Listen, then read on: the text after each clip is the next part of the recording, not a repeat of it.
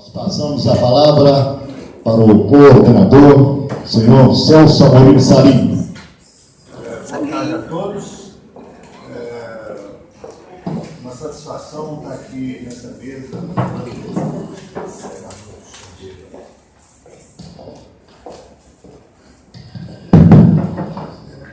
É uma satisfação estar aqui nessa mesa falando sobre seminário, que eu gostaria de falar inicialmente, era o meu contentamento, a minha satisfação pela qualidade dos trabalhos que foram apresentados aqui e animado com a perspectiva que se abre de fazer um trabalho coletivo da melhor forma possível. Nós temos uma programação. Essa programação, vocês devem ter notado, ela tem uma estrutura lógica, né? Ela começa com a construção do cenário, ela parte do geral, né? Do nacional para o particular, e nesse sentido, reservamos esse dia, essa tarde, exatamente para discutirmos uma saída, uma busca, uma alternativa, ou mesmo consolidar esses subsídios e trabalhar na direção de se construir um projeto, elaborar um projeto com vistas à construção do Observatório Estadual do Trabalho. Né? Eu tenho alguma trajetória por aí que eu gostaria de falar muito rapidamente, né? Não vou perder tempo. Eu acho extremamente louvável que se tenha um observatório setorial, como foi apresentado aqui pelo Ministério do Trabalho. Eu acho, eu tenho uma história para contar para vocês em cima disso. Em 2001, a Fundacentro, junto com o FUNUAP, ela elaborou um projeto dessa natureza. Evidentemente, não se falava em tecnologia de Big Data. Esse projeto ele virou um projeto de acordo de cooperação internacional. Ele tinha por finalidade fazer tudo isso aqui, né?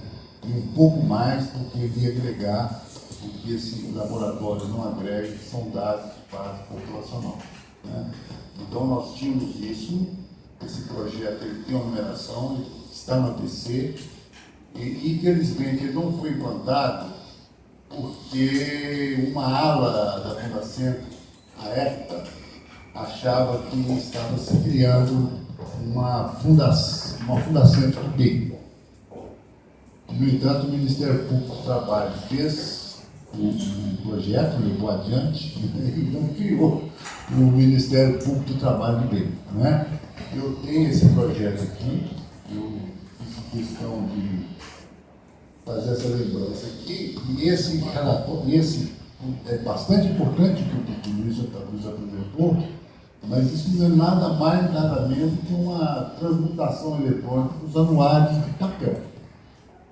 Né? E tem uma limitação intrínseca que diz respeito, ele é montado apenas em registros administrativos, né? E nós sabemos muito bem a qualidade desses registros administrativos. Né? Nós fizemos um estudo, por exemplo, sobre o sistema de informação de mortalidade, que tem uma casinha lá que pergunta-se para acidente de trabalho, né? A morte. Nós tínhamos essa casinha com 19% sem ocupação, sem profissão. Só para vocês terem ideia. Da CAT, analisando um período aí de 2003 a 2008, nós tínhamos, se não me falha a memória, 11% dos casos de trabalhadores acidentados sem nível de escolaridade. Né? Então, a gente tem que olhar com certo cuidado, não é uma crítica. Apesar de tudo, é uma amostra, é uma super amostra, só que eu acho que até em função das reformas trabalhistas recentes, em razão da precarização do trabalho, né? Então é preciso que a leitura seja um pouco cuidadosa. É extremamente amigável, né? Qualquer um aqui pode entrar e pesquisar isso, e eu sinceramente lamento, né, que uma estrutura, uma ferramenta dessa importante, esteja na área jurídica e não esteja numa instituição de pesquisa como a fundação. Eu acho que eu tenho uma história na casa, eu tenho 39 anos de Distrito Federal, e eu acho que eu posso falar isso sem um receio como pesquisador. Infelizmente é isso. É um pouco da nossa realidade, uma casa que faz estudos, voltados à prevenção, mas não tem força de lei e, infelizmente, tem que utilizar a ferramenta que é construída por um órgão, que é louvável, é parceiro, mas eu não me eximo desse tipo de crítica.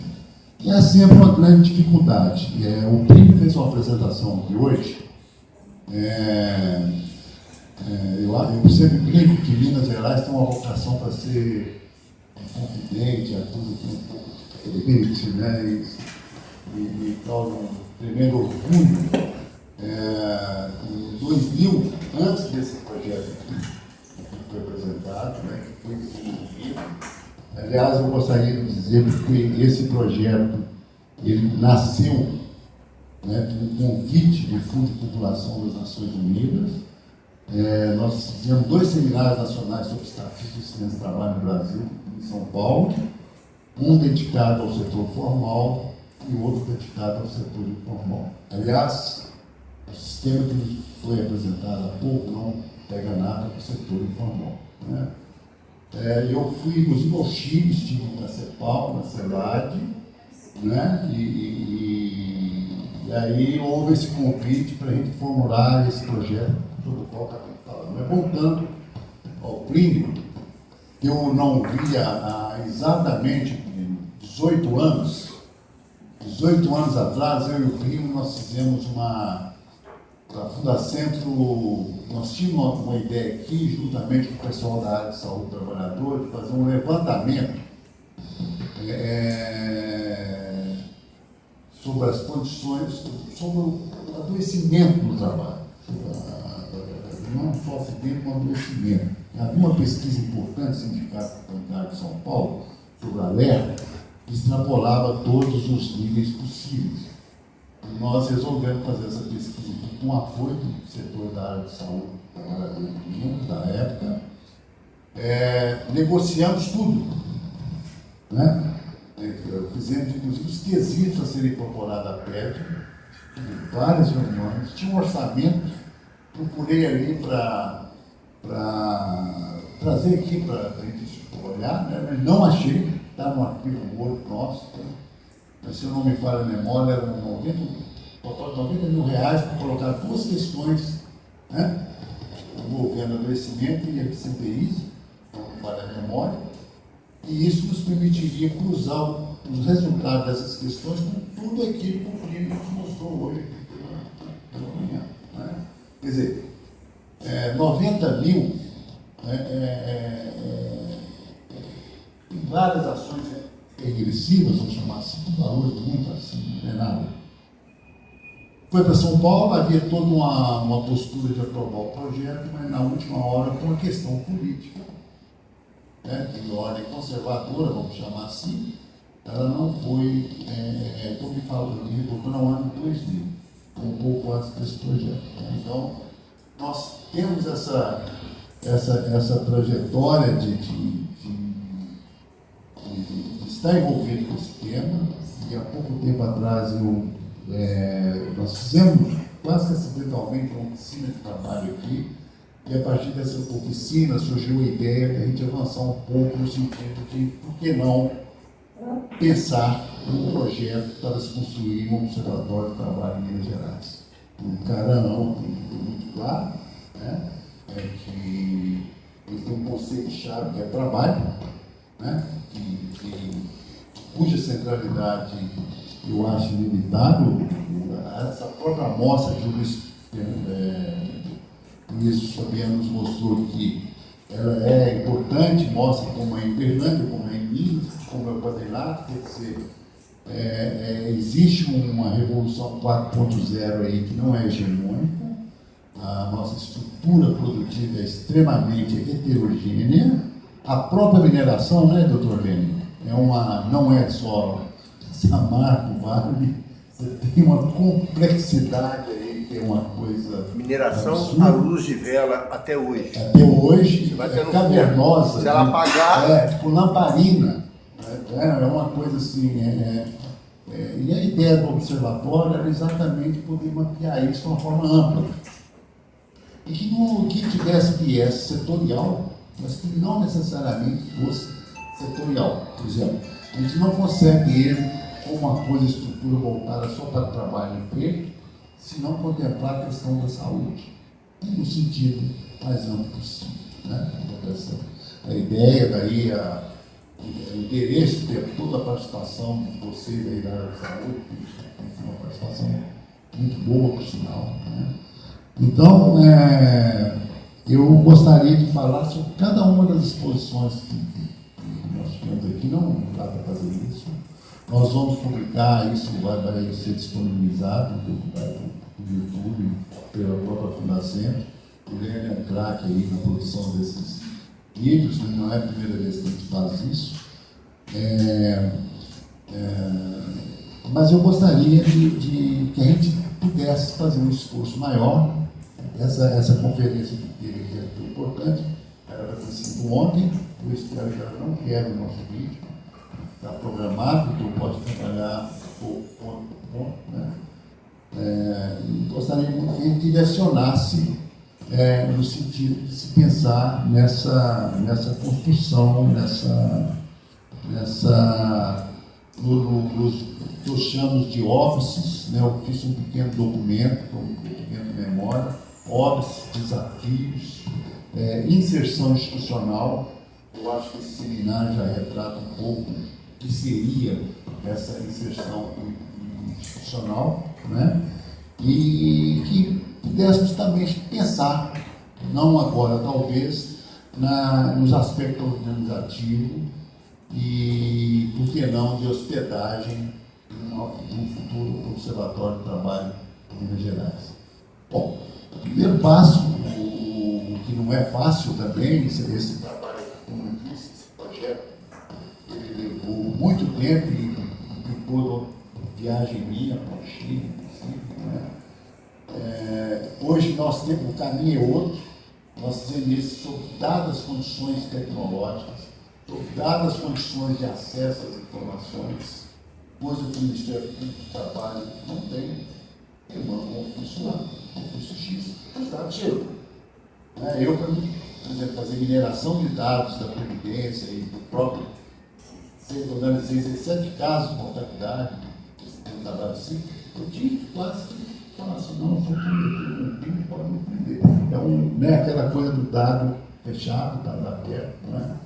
A gente tem dificuldades operacionais por aí, mas eu acho que numa estrutura que a gente possa construir hoje digamos, com maior facilidade do ponto de vista de recurso de informática, a gente pode construir uma estrutura enxuta, muito mais barato do que seria 10 anos atrás, tem menor conteúdo.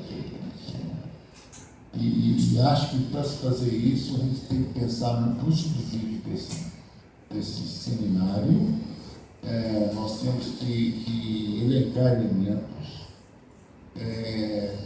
tentar, não vou dizer formatar um projeto propriamente dito, mas esboçar, ainda que sistematicamente, os elementos-chave que devem compor esse projeto. Acho que devemos, a minha sugestão de se direcionar os encaminhamentos daqui para frente, no sentido até de escolher, se possível, né, uma equipe de trabalho, uma equipe de trabalho que possa dar continuidade. Para informar a todos vocês, o nosso principal passo aqui agora é fazer um relatório de trabalho, relatório de seminário. E nós, desde o início, sempre dissemos que sobre a importância da relatoria, as pessoas temos assim, cuidado né, pessoas que entendem da área, pessoas que... Então, nós vamos juntar esses relatórios parciais, e em cima desses relatórios parciais, vamos fazer um consolidado, que passa a ser a memória principal do evento, né? E, paralelamente, a partir de hoje, imagino que esse relatório vai depender muito do retorno do comitê. Eu acho que houve, né, consolidado. Eu estou disposto a fazer isso. Mas aceito ajuda. Aceito ajuda. Agora, eu pediria mesmo, passando aqui as balas, né, que a gente procurasse direcionar a conversa nesse sentido de organizar uma mesa mesmo, né? No sentido que não está pensando mais na apresentação, a não ser que alguém queira apresentar um lugar, mas que a gente evitasse mais exposição e que fizesse dessa mesma mesa de trabalho. Então, eu imagino que a Mariana vai entrar no ar, né? A Mariana vai entrar no ar daqui a pouco, e vamos ver se no qual a mesa vai ter que se deslocar para poder falar, né? Então, pela ordem, o Nelson Caran está pedindo para ser o primeiro a falar, que ele realmente tem um problema com o Caran.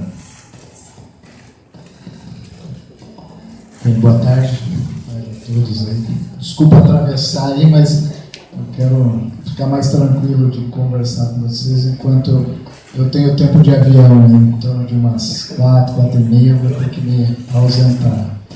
Bom, primeiro, mais uma vez, aí, não só agradecer, como cumprimentar a iniciativa da promoção desse seminário. Acho que as exposições de ontem e hoje foram muito frutíferas e importantes em nos colocar o tamanho do desafio que nós temos aí pela frente, né?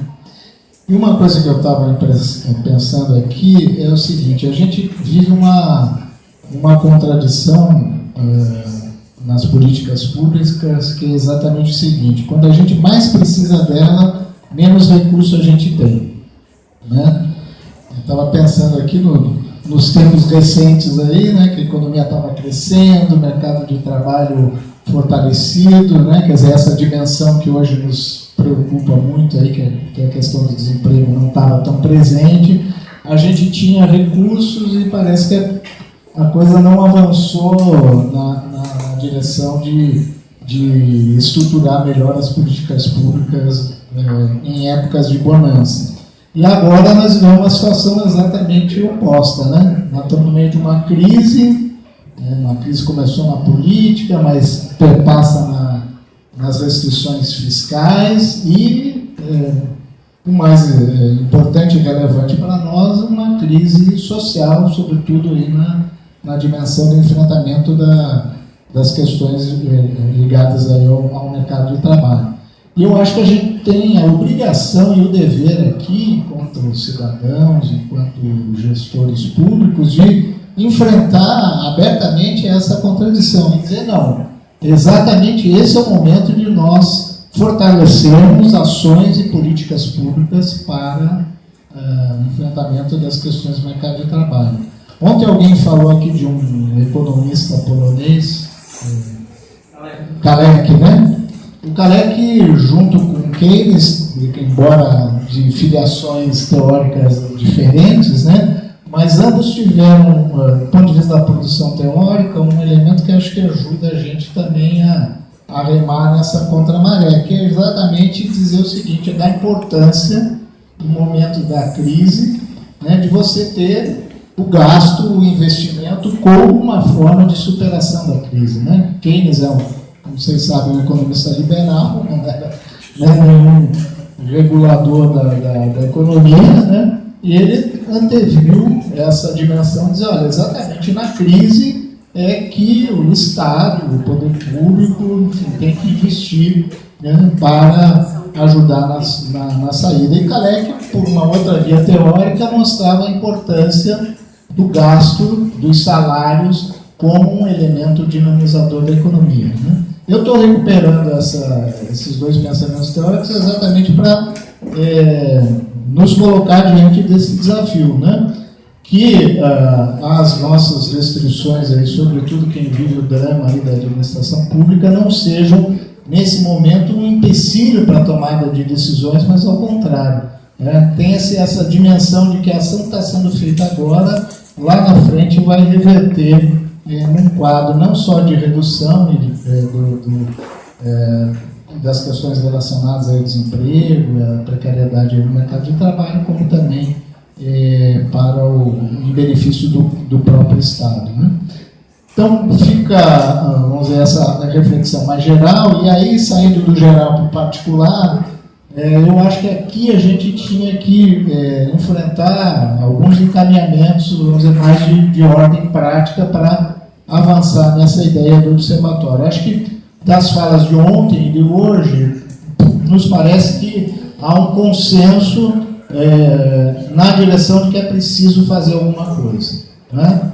Seja pela questão conjuntural, que está dada aí, seja pela questão estrutural, mas falando aí, né, nos impactos da indústria 4.0, nós temos uma agenda também de enfrentamento, por exemplo, com a questão das mudanças climáticas, o impacto sobre o trabalho, de perspectivas de reconversão de determinados setores para, enfim, acolher essa nova perspectiva ambiental, enfim, tem desafios estruturais e desafios conjunturais grandes aí a serem enfrentados e, portanto, nos leva a agir sobre eles.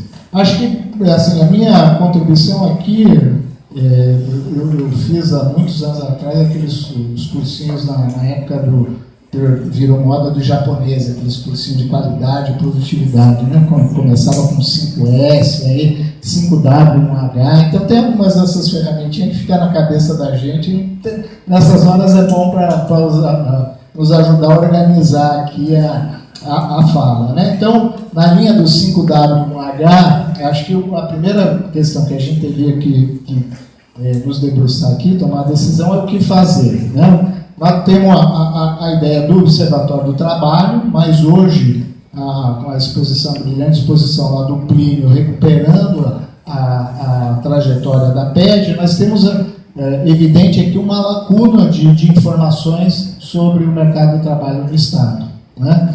Que, como já foi dito aqui, ele é parcialmente preenchido com informações do IBGE, né? Mas não supre todas as nossas necessidades. Além do que, né, o Observatório ou a própria PED, eles vão para além disso, desse trabalho fantástico aqui apresentado pelo Luiz, da Saúde do Trabalhador, que é nos colocar diante de um conjunto de informações. Mas o nosso desafio é trabalhar sobre essas informações, né?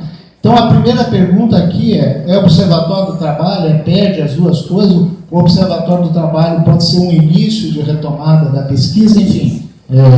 Nos parece que aqui está dado um pouco a ideia de que um primeiro movimento aí seja na linha do observatório, mas a retomada da pesquisa também seria de extrema importância aqui para o Estado. A segunda questão, que deveríamos nos debruçar, na minha opinião, é onde hospedar essa iniciativa, né? Então, aqui a riqueza desse impulso dado pela Fundacentro, de trazer, né, a CEDES, que está bem empenhada aqui desde o início na promoção desse encontro, o próprio GES, a Fundação João Pinheiro, enfim, as outras organizações que estão junto aqui, o Ministério Público do Trabalho, a AIT, né? Nós temos que responder quem vai fazer a hospedagem dessa iniciativa. E fazer a hospedagem não é só botar o nomezinho lá, né, e abrir o site, né, é quem vai estar efetivamente coordenando a execução dos trabalhos. Porque, por exemplo, o DIESE faz um trabalho de assessoria e apoio técnico ao Observatório do Trabalho na Bahia. Mas quem é o responsável pela execução lá é a Secretaria do Trabalho, né? Então, a nossa contribuição lá é de apoio técnico, de produção de informações, de leitura dos dados e tal, mas não é o DIESE que faz a coordenação desse trabalho. Então, pela segunda pergunta é onde hospedar. A terceira pergunta, que acho que foi provocada até pela colega que apresentou aqui o Observatório da Saúde, é qual é o ambiente legal para essa hospedagem, né?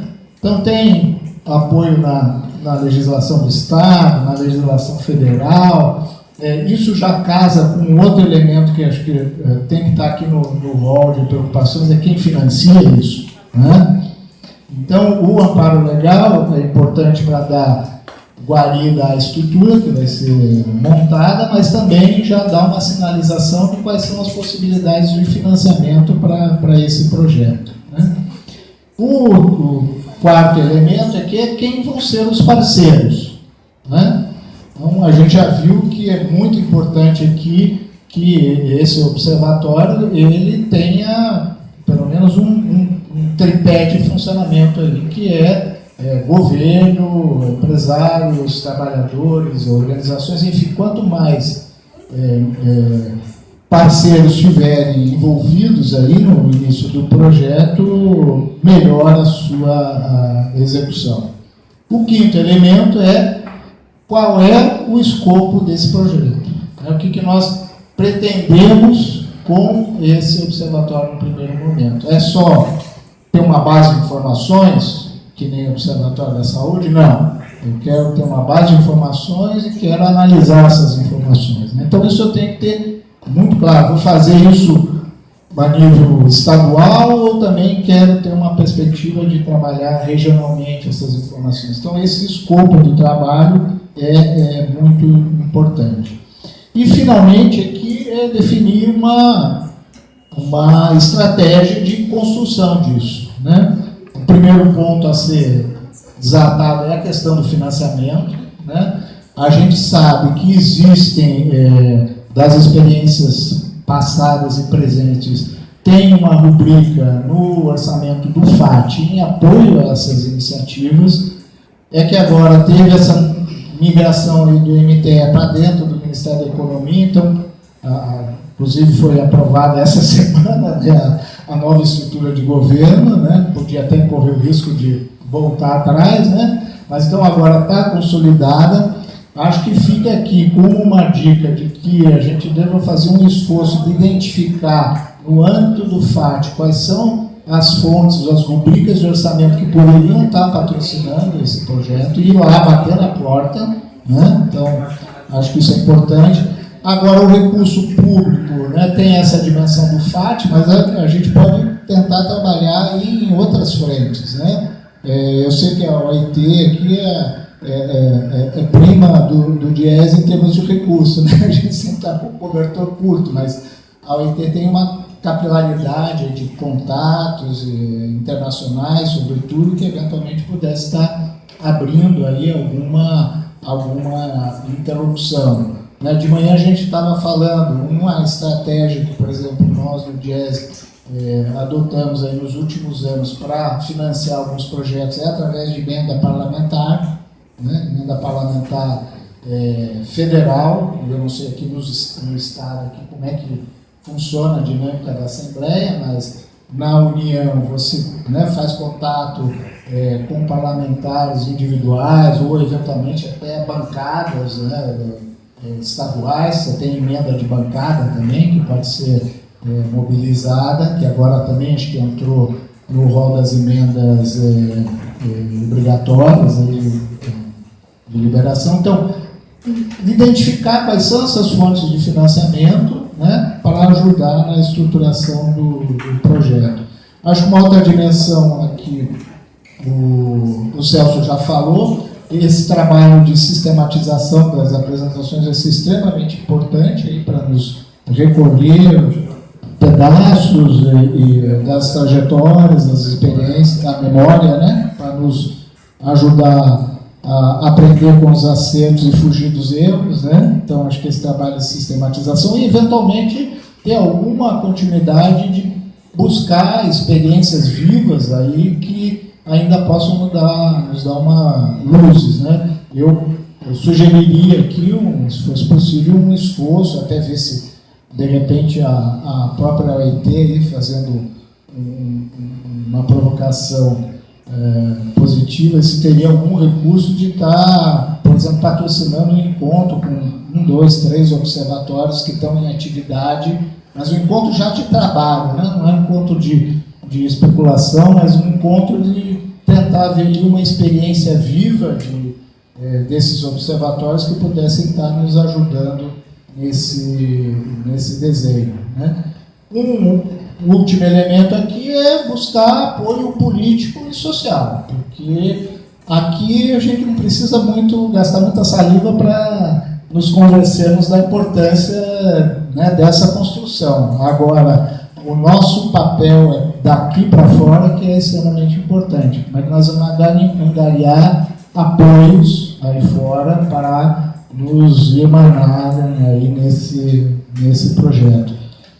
Concordo com o Celso, que acho que a gente tem que sair daqui, pelo menos com o compromisso de construir um projeto, né? Fazer um comitê, grupo de trabalho pequeno aqui, de algumas pessoas que tenham a obrigação aí de estar construindo esse projeto de acordo com esses contornos aí que a gente vem definindo.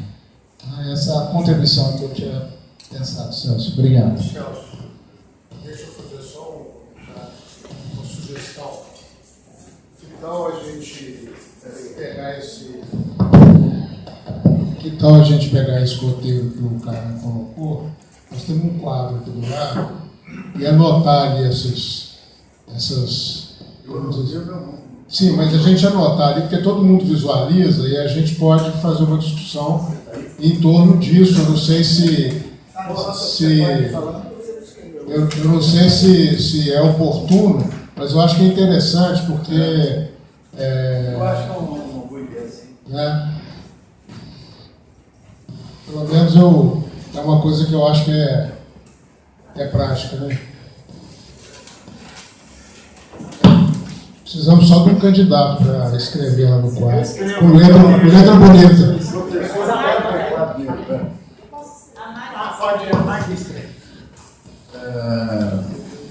José Ribeiro. Bom, boa tarde, agradecer novamente o convite.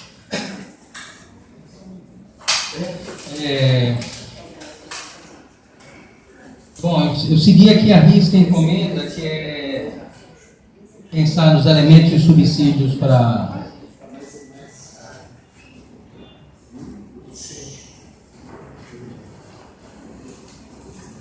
Bom, eu segui aqui a risca, que é pensar nos elementos e subsídios conforme foi a encomenda. Estava até ali na apresentação, mas para não figurar mesmo, eu imprimi, vou me deter aqui a ler, mas se depois... Não precisa não, tranquilo. Alguém quiser resgatar, está tranquilo. Então é mais no estilo de toró de ideias, pegando o que foi discutido até ontem e trazendo alguns novos elementos. Bom, acho que uma primeira dimensão é a gente pensar no plano institucional. O cara já falou um pouco disso, vou resgatar aqui agora. E aí acho que o primeiro ponto é a gente pensar numa plataforma interinstitucional. Eu gosto muito desse termo, né, que é a ideia de plataforma interinstitucional traz essa dimensão, para a elaboração de uma iniciativa que seja estratégica, operacional e sob medida. Por que essa sob medida está até entre aspas? Porque é muito importante essa plataforma, mas eu acho que não pode ser uma plataforma de petróleo e pré-sal. Porque se a gente começa com um número muito grande de instituições, o que é louvável que elas terminem se somando ao longo do processo, mas no início, né, um GT com 30 instituições, às vezes, a gente tem muito pouca mobilidade. Então, eu acho que a gente pode começar com um grupo menor, que mais ou menos as instituições estão aqui, e ao longo do tempo a gente vai apresentando a proposta, agregando mais parceiros. O segundo elemento, que eu acho que seja indispensável, ainda no plano institucional, é após essa constituição de um GT, um Conselho Consultivo, conforme já pregou a própria proposta e também a nota que o Celso fez, excelente nota. É importante que a gente também saia em algum momento com uma matriz de responsabilidades, com prazos e atribuições. Eu acho que isso traz resolutividade para a ação, traz compromisso né? Porque muitas vezes também, a gente às vezes vê muito, claro, estou dando um exemplo de redes ou iniciativas que não funcionam. É de todo mundo e não é de ninguém, ninguém assume a responsabilidade. Então, uma matriz de responsabilidade é sempre com prazos e atribuições de cada instituição, do que for fazer, eu acho que seja muito interessante. Terceiro elemento, resgatando muito ontem aqui o que o Campolina falou, é uma definição de estratégia efetiva para que o observatório seja de Estado e não de governo. E isso tem que estar desde o DNA da concepção, porque decisões de tipo, qual equipe, aonde vai ficar o domínio, já envolve uma perspectiva nesse sentido. Então tem que estar de modo transversal o DNA essa perspectiva. Muito no sentido de a gente ter ouvido aqui vários exemplos de todos nós conhecermos várias políticas que dependem muito dos dissabores ou sabores de determinado governo, em determinado espaço e tempo. Não, obviamente não me refiro ao governo nem ao governo do estado de Minas Gerais, mas a gente que roda diversos, 90% dos estados do Brasil e por outros países, a gente vê isso acontecer cotidianamente. Dei ontem exemplo de várias iniciativas, a OIT até agora está vendo como topa participar de algumas iniciativas para que elas não se... A gente às vezes investe muito e isso muda. Quarto elemento. Além dos marcos federativos das políticas públicas, né, o Observatório poderia ganhar musculatura ao referenciar importantes agendas internacionais, como a Agenda 2030 dos ODS. O Observatório se insere de cara em vários ODS, não só o ODS de trabalho decente ou de proteção social, seja lá o que for, mas também no sentido de o objetivo 17 de parcerias para o desenvolvimento. Cabe uma iniciativa dessa todo o objetivo de monitoramento, gerar conhecimento para acompanhamento das metas e também uma iniciativa do tipo Futuro Trabalho. Por quê? Junto com o que o Karan falou, isso serve também para a gente buscar financiamentos. Então, um observatório que procura, olha, esse observatório vai gerar conhecimento, vai intervir em políticas, para melhorar a qualidade de vida e as condições de vida dos trabalhadores, eu estou diretamente colaborando com o ODS 8. Eu estou fazendo isso com o ODS 17, por intermédio de parcerias. Esse é um apelo muito sistemático para a gente buscar financiamentos, eu digo isso inclusive dentro da própria IT. No plano técnico, eu acho que o observatório deve ser um sistema integrado de informação e conhecimento que, além de disponibilizar dados e indicadores, investigue distintas dimensões e âmbitos do mercado de trabalho, elabora diagnóstico, perspectivas e tendências nas vertentes conjuntural e estrutural. Às vezes a gente tem que ter essa visão, às vezes a gente vê um observatório extremamente estrutural, às vezes extremamente conjuntural, e se a gente puder dar resposta a essas duas dimensões, não é difícil fazer isso, seria muito bom.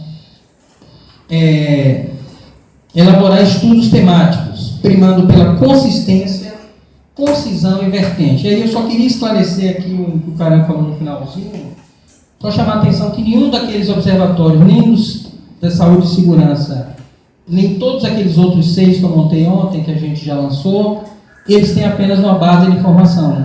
Tem uma área específica chamada estudo de caso, que é exatamente o que a gente está propondo aqui, onde cada um deles já tem 2 ou 3 ou 4 estudos para cada um, e nesse do SST também já tem 3. Um dos estudos tem uma coisa muito interessante, a gente recebeu uma demanda da Confederação Nacional de Saúde para fazer um estudo específico sobre a questão da SST no setor de saúde.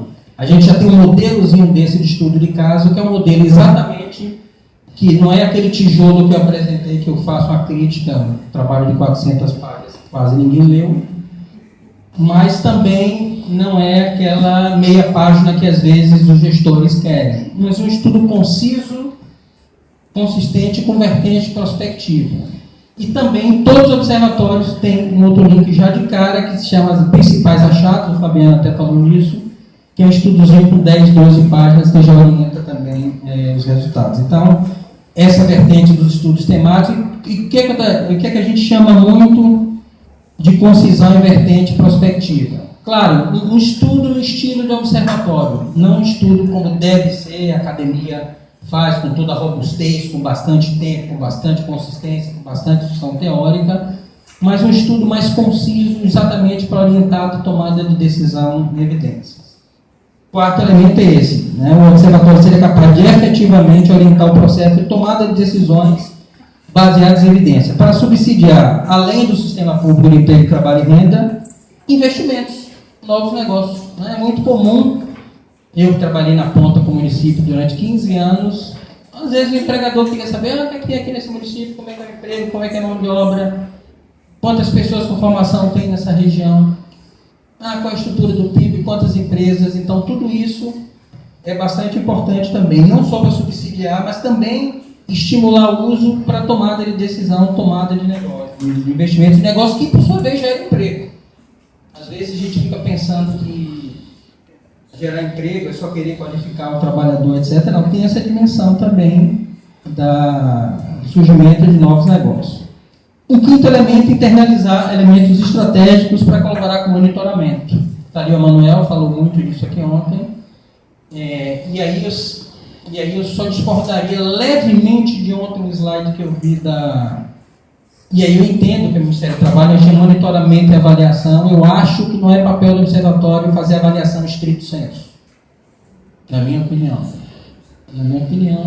Eu acho que a avaliação tem uma metodologia específica, tem a coisa da independência para fazer, e nem sempre tem as instituições que estão avaliando a minha política que eu fiz. Então, eu acho que às vezes é um pouquinho... E é cobrado por isso. Outro elemento super importante no plano teste: possuir estratégia de disseminação no sentido mais amplo. E aí estou falando de disseminação, algo muito além do trivial de disponibilizar informação. Disseminação enquanto plataformas amigáveis de acesso,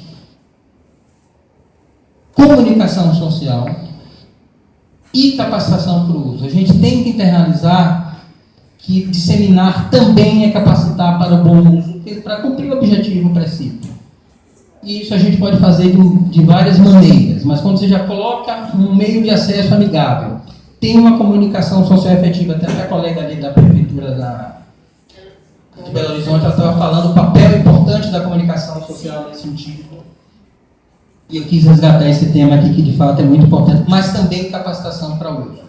E capacitação para o uso vai desde os tradicionais de capacitação, mas você tem um estudo de caso, com um casezinho tipo aqueles que a gente mostrou ontem, como é que a gente usa essa informação para intervir na realidade. Eu acho que isso é fundamental. Ter a capacidade de integrar redes, o cara falou isso ontem. E, por fim, o objetivo precípico que seja promover trabalho digno, trabalho decente, melhorar as condições de vida dos trabalhadores, dos cidadãos e de suas famílias de modo geral. Já acabando, ainda no plano técnico,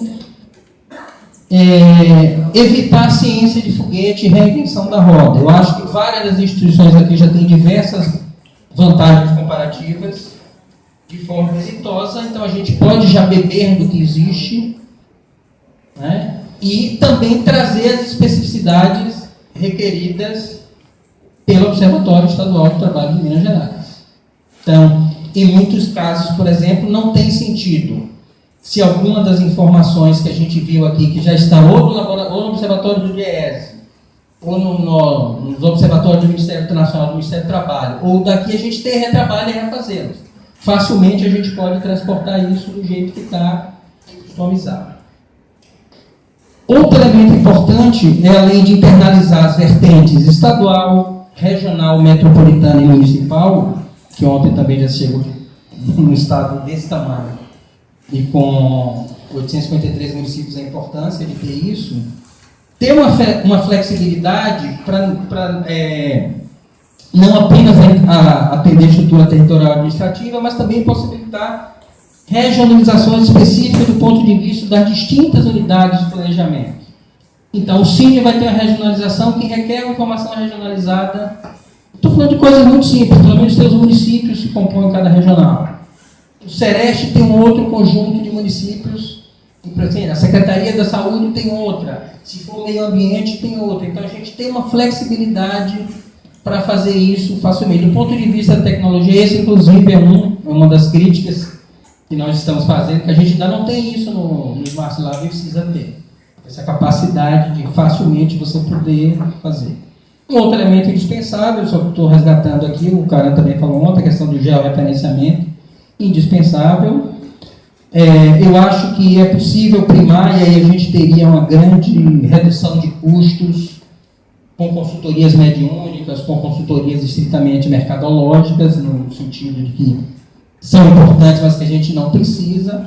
Eu acho que já existem ferramentas de código aberto que a gente pode, e essas ferramentas aqui que a gente mostrou é apenas uma delas, tem diversas outras, eu acho que podem ser utilizadas também. Tem também a definição do local de hospedagem e domínio, também já foi falado isso aqui. E por fim, agora acabando mesmo, eu termino isso aqui com algumas coisas um pouco lúdicas, inspirado no meu filósofo humorístico, pensador. Meio tautológico. Filósofo humorístico. Bom, amar eterna e incondicionalmente o Big Data, mas ter cuidado para não cometer Big Data City. Isso é muito importante. Isso é muito importante. Às vezes, informação em demasia polui, que não são bem utilizadas. Então, eu acho que a gente pode começar pelo feijão com arroz e gradativamente ir ampliando, ao invés de querer fazer aquela coisa fantástica com 300 milhões de informações que nunca vai ficar pronto e não vai fazer todos nós tomarmos Rivotril. Uma coisa que eu gostaria de falar, que é uma coisa silenciosa, mas que eu vejo em 99% de casos dessa iniciativa, e aí fazendo autocrítica, isso inclusive acontece dentro do ET, ter cuidado com o dilema do cada um do seu quadrado ao elaborar o desenho da ferramenta técnica do observatório, sobretudo as formas de disponibilização dos dados e indicadores. Programador de sistema conhece tudo de programação do sistema e muito pouco de indicadores e informações de planejamento específico, como a área de trabalho, por exemplo. Nós entendemos desse outro lado, e eu particularmente não entendo nada e nem quero entender de programação de sistema. Mas tem que essas duas pessoas estarem juntas, porque outro dia eu vi uma determinada instituição, tinha um corte etário que ia de 15 a 54 anos. Ou seja, mistura adolescente, criança, jovem, trabalhador de meia idade, desde idoso, eu não tinha nenhuma outra saída. Se eu vou botar um dado de trabalho infantil, dentro do possível eu tenho que ter uma desagregação de 10 a 13, porque 10 a 13 é um tipo de política que o trabalho é totalmente proibido. 14 e 15 é aprendiz, eu tenho que ter esse recorte. Educação, eu tenho que ter ensino fundamental, recorte, então a gente tem que pensar nisso. Isso não pode ser feito pelo programador. Às vezes o que acontece? O IBGE foi fazer isso, criar áreas de ponderações, que são sub-áreas municipais, para pela primeira vez você usar o censo. Quando eu peguei isso, aí eu vi assim, eu morava no Rio na época, tinha uma área de ponderação que misturava o Vidigal com o Ipanema. Eu fiz, essa média aqui não significa nada, porque eu estou com a cabeça no freezer e os pés no fogo. Aí quando eu fui olhar, quem fez isso? Skater. Aí, ignorância, não sei quem é skater. Eu não achei skater, quem era skater. Aí quando eu fui olhar isso no município, tinha um monte de skater em todo lugar. Aí eu fui perguntar, o cara, Ribeira, skater é o nome do programa. Quando o município não disse como fazer, skater fazia. Aí skater fazia coisas do tipo Vidigal e Mané. Então esse planejamento tem que ser requisante, a gente tem que pensar nessas saídas, tem que estar muito claro com a melhor forma de saída de cada informação. Se eu quero pensar em população economicamente ativa, é um detalhe e que muitas vezes, e até, não posso contar as piadas que eu faço com isso, mas assim, tem vários casos que a gente observa, e isso às vezes dá muito trabalho, porque quando você vai ver, está no dia do lançamento e você descobre esse tipo de coisa. Então esse é um planejamento, um trabalho de gabinete que deve ser feito. E também o texto do Celso termina um pouco dizendo como é que organiza, em que dimensões, né? E aí sem nenhum propósito de apenas com uma mera sugestão, até porque é algo que a gente já funciona, pensar numa maneira que a gente possa estruturar aquelas informações, e particularmente assim, não é porque é uma coisa da OIT, que a OIT tem usado, mas é porque a OIT fez isso no Brasil com organizações de empregadores, trabalhadores, governo e academia, pactuar aquelas 10 dimensões onde eu mostrei do trabalho decente, da oportunidade de emprego, jornada, SST, rendimento, diálogo social, onde a gente consegue tematicamente quase distribuir todas as informações. E, gente, aquilo não é uma camisa de força. Por exemplo, numa das oficinas que a gente fez foi a reclamação dos empregadores. Ribeiro, não tem nada de empresa nesse sistema de indicador. Criamos uma dimensão, empresas de trabalho decente, que não existia, e que ficou, mas está lá. Tanto no sistema, tem aquela partezinha lá do cadastro de empresas mostrando. Então, assim, pelo menos é uma metodologia que já tem adquirido uma certa configuração, apenas com uma sugestão para a gente pensar e refletir. E a gente pode, porque dentro dela certamente cabe tudo. Então seriam essas as impressões, eu já deixo logo aqui no material, era um pouco resgatando alguns temas que foi discutido até ontem. Obrigado.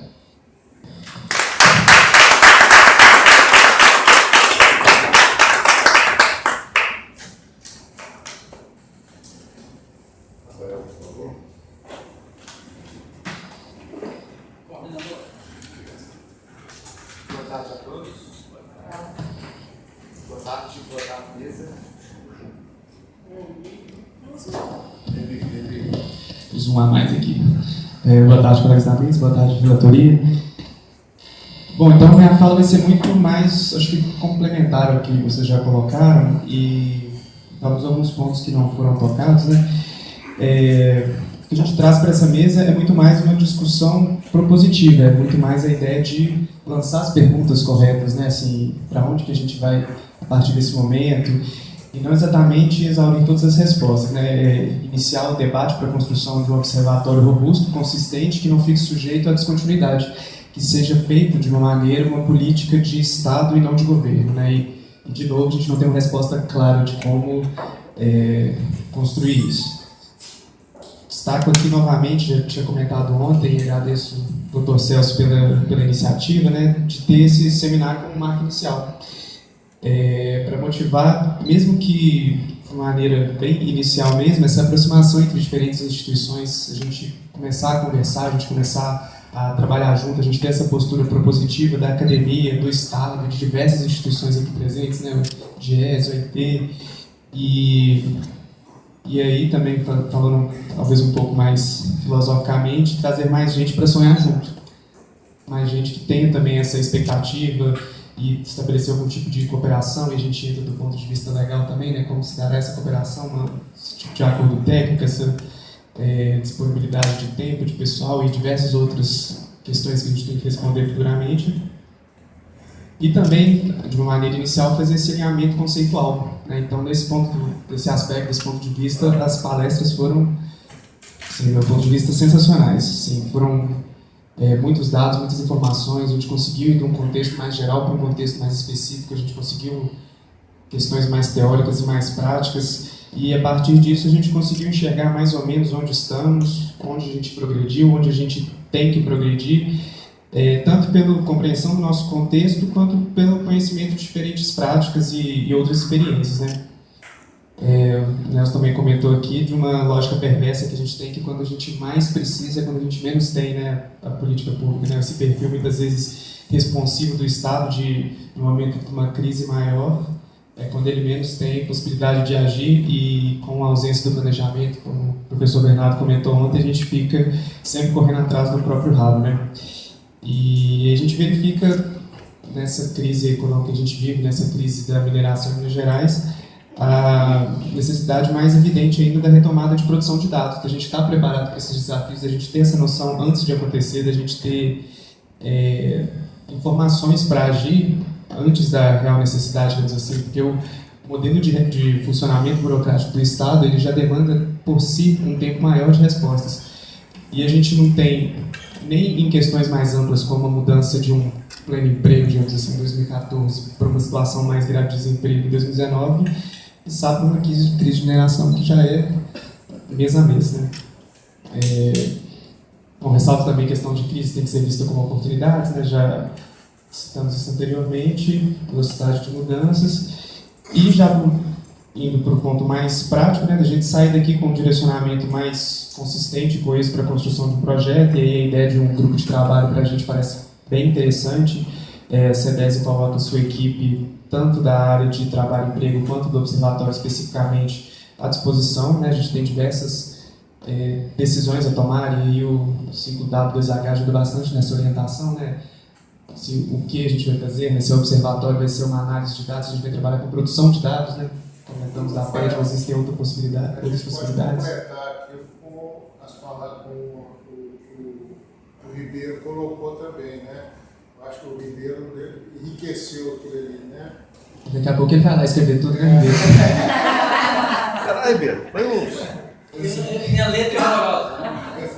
Uma tenência. Você é baiano. Você é baiano, põe A lá. Magda escreve. Mas nós vamos contratar o cara para dar uma. Não, a hora dele é muito cara. Não, mas vale a pena, para isso aí vale a pena. Outro ponto citado também, né, de articular com outros observatórios, a gente tratou algum deles hoje e comentamos ontem do da Bahia, de São Paulo, né, a gente aprender com os acertos deles e também foram comentados alguns que iniciaram e deixaram de existir, e aí por que não aprender com os erros também, para fazer diferente, para fazer o nosso projeto ser mais duradouro. Bom, e da CEDES, do que a gente pode contribuir, a Flávia comentou um pouco mais cedo, que a gente tem já na nossa estrutura formal um observatório mais amplo de políticas sociais. Inclusive ela falou hoje, né, que tem atualmente mais uma pessoa, mas as nomeações saíram hoje, então a gente já tem uma equipe de 5 pessoas. E a partir disso a gente consegue já construir, tendo equipe, a gente fala muito de recursos, mas a parte de recursos humanos ela também é importante, né? Às vezes a gente não leva em consideração quando fala de financiamento, mas ter gente disponível para trabalhar é fundamental. E a gente tem essa pouco de divisão assim lá dentro, mas a gente coloca também nossa equipe, né? O diretor Emanuel está aqui nessa parte de monitoramento e acompanhamento de dados para essa contribuição também dentro do observatório para nossa temática específica de trabalho e emprego.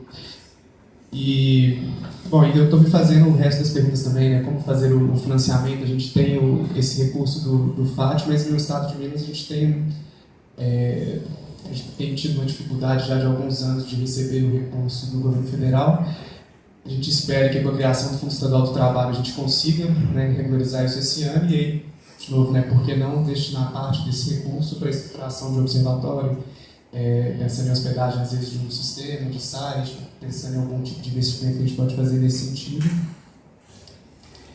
E assim, estamos à disposição. É mais isso mesmo, assim, do ponto de vista de gestão, de trabalho mesmo, de disponibilidade. Nossa equipe está, a secretária já comentou ontem, do todo o nosso interesse na construção e elaboração desse projeto e posteriormente tocá-lo, né, no entendimento mais de como um processo que continue funcionando ao longo dos anos. Me coloco à disposição e fico muito feliz com os resultados que a gente obteve aqui hoje. Obrigado.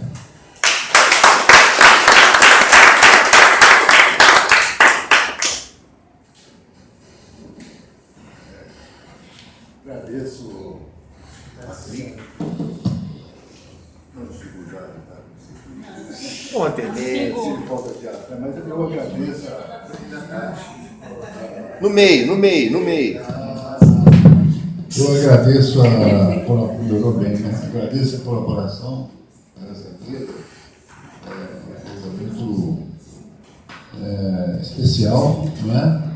E eu notei algumas coisas aqui, mas me ocorreu, antes de falar dessas notas, aliás, são notas bastante oportunas, que vão servir de apoio para a gente seguir adiante, né? Eu fiz um documento memória bastante curto e a nossa referência é o documento elaborado pelo DIEESE do Ministério do Trabalho. Essa é a nossa referência, é o que a gente quer, né? Assim, nós não achamos nada melhor do que aquilo em termos de cultural, né? Em termos de concepção, né? E o que me ocorreu aqui na chamada do folder, na apresentação do folder, tem uma colocação bastante clara, e é uma insinuação, né? É uma insinuação que diz que o Observatório Nacional consolida temas centrais, cada um desses temas tem vários subtemas, né? E propositalmente eu enfatizei o tema 1, que é mercado de trabalho e ocupação. O mercado de trabalho e ocupação tem como temas cobertura previdenciária, rotatividade, terceirização, jornada de trabalho, saúde do trabalhador, né? São elementos que fazem isso. Então, nada de demografia, né? Nada de renda, né? Mas essa é a minha ideia. O que me ocorre nesse momento trabalhar com a hipótese que a gente vai, né? Estou já testando essa hipótese que a gente vai iniciar a construção, a elaboração de um projeto com vista à construção de um observatório e que a gente poderia pensar numa concepção modular. Por exemplo, esse primeiro tópico poderia ser um verdadeiro ponto de partida. E, paralelamente, a gente poderia canalizar esse esforço, né? Uma proposta, não foi elaborada antes, mas que veio aqui durante o seminário, me ocorreu hoje, ficou muito claro, junto com essa concepção modular, trabalhar de alguma forma para a retomada da PED na região metropolitana de Belo Horizonte. Essa concepção modular, ela nos permite dar início, podemos repensar ou simplesmente adotar os outros modos. Quais são esses modos? Estrutura e atividade econômica, características e tendências demográficas, aspectos sociais, políticas públicas. Então, são 6. Você mesmo disse que são 6, né? São 6. Ou a gente começa com 1 ou com 2, né? E, importante, juntando isso, eu acho que o observatório ele vai muito bem com um conjunto variável de informações. Por exemplo, eu não gostaria de pensar num observatório só se for bastante setorial, só com informações de registro administrativo, que não foram criados para fins estatísticos, sabe? São defeituosíssimos, né? Tem defeitos capaz de você achar uma morte por parto de uma mulher já encontraram isso, entendeu? É uma coisa complicada, a gente sabe como é feita a entrada e saída desse dado. Então, eu prefiro trabalhar com dados distintos, até pela minha formação em demografia, que sejam dados de base populacional. Aí eu vejo como importante o PNAD contínuo, vejo como importante a PED aqui, né, em Minas. Porque Salvador, ótimo Salvador, né? São Paulo tem PED e Belo Horizonte não tem. Realmente é uma coisa que nos assusta, né? Então, queria, só para concluir esse pedaço, dados de base populacional, base de registros administrativos, talvez ele não tenha facilidade, o acesso que tem o Ministério Público do Trabalho, nós podemos aproveitar o que existe, não precisamos realmente inventar a roda, né? Eu acho que essa possibilidade de cooperação existe. E não esquecer, em hipótese algumas, as informações locais. Por exemplo, informações do Celeste, sabe? Do OSAT, que nós vimos que é produzido lá no âmbito do CEDES, né? Então, a gente poderia iniciar um projeto de uma forma mais flexível, mas sem perder essa visão, essa possibilidade, né, de finalística, de ter um observatório mais completo possível. A gente pensaria nele por etapa. E, paralelamente, a gente poderia conhecer, me parece que são duas experiências mais acabadas, que uma é da Bahia, né, que ela atende, ela não atende o Estado, pelo que eu sei, ela atende a Secretaria do Trabalho. Nós estamos pensando no Estado, né? E conhecer a experiência que foi citada aqui, que eu não sei que deve estar, que é a experiência do município de São Paulo. Né? Que vem já há uns 5, 6 anos, parece. Então, fica essa observação. Né? Não esquecer da natureza dos dados, trabalhar com dados de categorias diferentes, né? Conhecer experiências existentes e realmente ter uma força-tarefa, até muito importante a sua fala, Rafael, tem que ter uma força-tarefa para iniciar isso. Né? E mais uma vez agradecer a importante participação do CDF. Gostaríamos também de ter um apoio muito grande da Fundação Pinheiro. Né? Se contamos muito também com a Fundação Pinheiro. Né? Acho que o Érico tinha falado. Eu queria só reforçar a importância. Era só para reforçar a importância dessa conexão, né, da gente conectar com isso que já existe, né, por exemplo, esse trabalho do Ministério Público do Trabalho, eu acho uma coisa, quer dizer, tem as suas falhas, mas é uma coisa muito útil, muito bem feita, né? Então a gente tem que ter, eu acho que tem que desenhar essa integração, isso eu acho que tem que ser ponto de partida para nós, entendeu? Dentro desse desenho que você formulou aí, né, a gente ter essas conexões bem articuladas, porque é um trabalho que já existe, já foi feito. Né? Acho que, de certa forma, você falou isso também. Né? Eu teria que ser um pouco diferenciado no sentido de não ser um recorte apenas. Né? Daí a minha preocupação, por exemplo, de ter dados de base proporcional por exemplo, para fazer um batimento disso aí. Né? Nesse sentido. Eu falo assim, a gente tem que fazer um projeto, né, no qual a gente leve em consideração a conexão com isso que já existe. Né? Pois assim, eu estou só enfatizando que é importante isso, né?